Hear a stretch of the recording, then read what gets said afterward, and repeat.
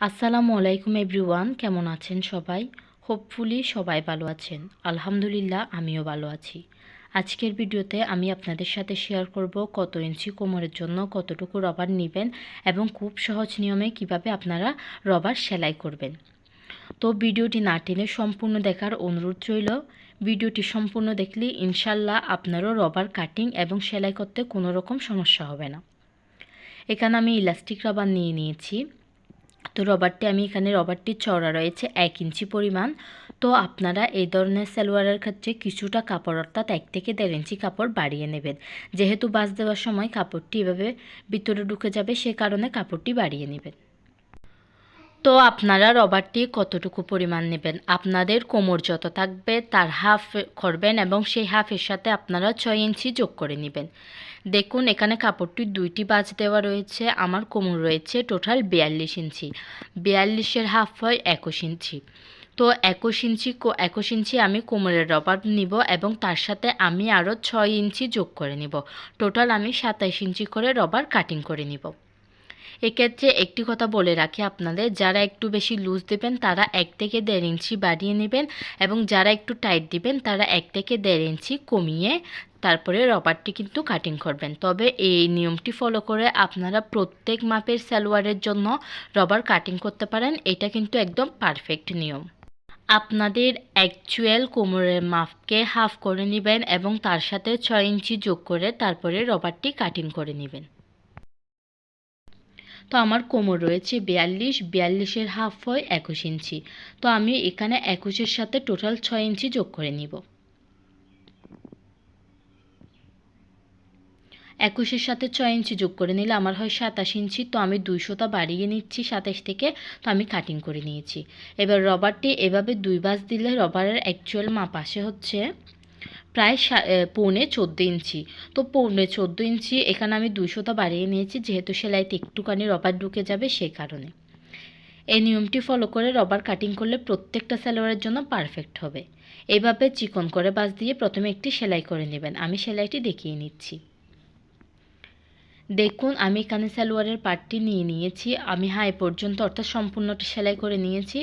এবার এভাবে প্রথমে উপরের সাইড দিয়ে চিকন করে একটি বাজ দিয়ে সম্পূর্ণটা সেলাই করে নেব, পুরো রাউন্ডে সেলাই করে নেব।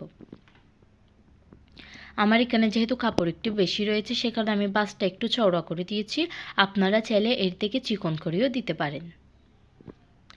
এই পর্যায়ে আপনাদের কাছে একটাই রিকোয়েস্ট, যারা ইউটিউব চ্যানেল থেকে আমার ভিডিওটি দেখছেন তারা অবশ্যই চ্যানেলটি সাবস্ক্রাইব করে পাশে থাকা বেল বাটনটি অল করে দিবেন, যাতে নতুন কোনো ভিডিও আপলোড দেওয়ার সাথে সাথে আপনার কাছে যেন নোটিফিকেশান যায়।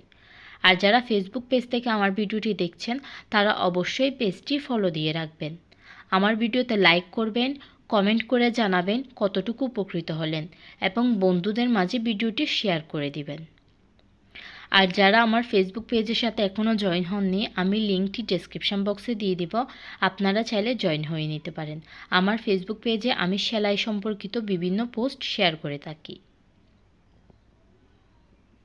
এভাবে আমি অফ ক্যামেরায় সম্পূর্ণটা সেলাই করে নিব। তো আমি অফ ক্যামেরায় সম্পূর্ণটা সেলাই করে নিয়েছি। এবার রবারটি আমি কিভাবে সেলাই করছি দেখুন, এভাবে একটির উপর একটি রেখে আমি চাপ সেলাই দিয়ে নিচ্ছি। এভাবে আমি ঘুরিয়ে ঘুরিয়ে সেলাই করে নেব। এবার যে সেলাইটি দিয়েছেন সেলাইটির নিচে রবারটি বসাবেন এবং কাপড়টি এইভাবে করে ভাঁজ দিয়ে নেবেন। এইভাবে ভাঁজ দিয়ে নেবেন এবং কাপড়টি একটু টেনে দিবেন, অর্থাৎ ভেতরে যদি বেশি পরিমাণ কাপড় থেকে যায় তাহলে রবারটি ভাঁজ খেয়ে যাবে। সেক্ষেত্রে আপনারা সেই জিনিসটা লক্ষ্য রেখে সেলাইটি করবেন। এইভাবে ভাঁজ দিয়ে উল্টো সাইডে নিয়ে এসে সম্পূর্ণটা সেলাই করে নিব। রবারটি একটু টানবেন এবং কাপড়টি আলতো হাতে বসিয়ে দিয়ে সেলাইটি করে নেবেন।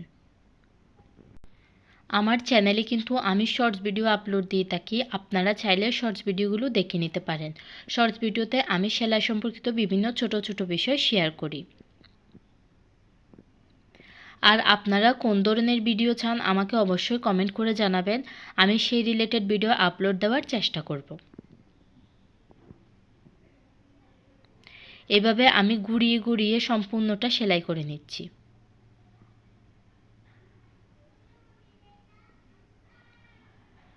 অবশ্যই কিন্তু রবারটা টানবেন এবং কাপড়টি বসিয়ে দেবেন, কাপড় কিন্তু টানার কোনো প্রয়োজন নেই।